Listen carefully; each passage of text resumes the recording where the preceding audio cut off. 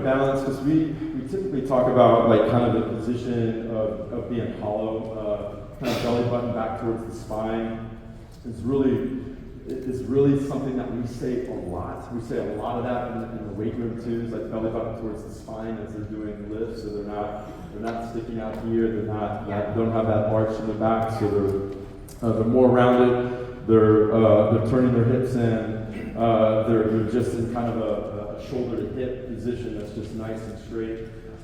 But both of those strokes have a little bit of undulation through it, and I think a lot of it comes down to that undulation piece. As they start to undulate, they just relax right here, and that's where they get the arch in the back. If we can keep that in, they can still get that feeling of undulation. They can still move, they can still have that whippiness through their spine, they can still have that mobility through their spine. But we typically talk about like belly button through the spine, and that's going to carry into that body position kick.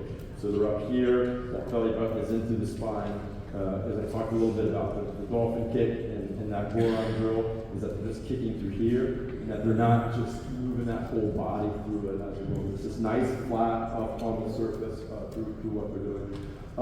Again, and I reinforce that with just a little bit of, for our breaststrokers, we put a little bit of weight around their waist, and that helps out a lot. Again, belly button through the spine, we want to see that. I can take a video of that and talk about where that back position is, where that lower back position is, if they can see that. Like, okay, now I know where you want me to be. I can take off that weight belt, boom, I can really feel myself popping on the surface. And again, I don't want, if you're working with 8 to 18-year-olds, I don't want you to be scared about just putting a little bit of weight on it.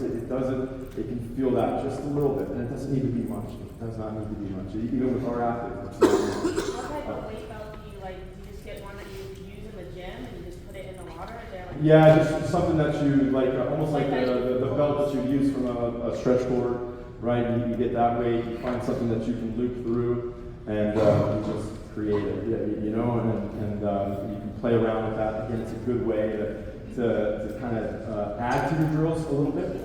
Just a little bit like, all right, we're going to use it without weight, we're just a little bit of resistance, now we're going to take this off and swim. Or go no resistance or add weight, so no weight, and then come back to no weight and see if you see a change in that, because they can feel it and they can start to press that up a little bit more.